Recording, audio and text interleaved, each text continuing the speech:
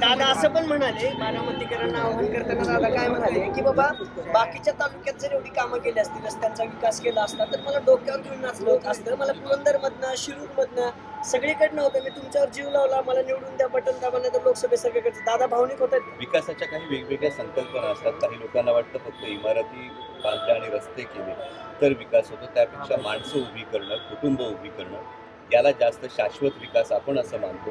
आणि जी गोष्ट बारामतीमध्ये आदरणीय शरदचंद्रजी पवार साहेबांनी गेली 55 वर्ष सातत्यानं केली. त्यामुळे हा सूर्य हा जयचा.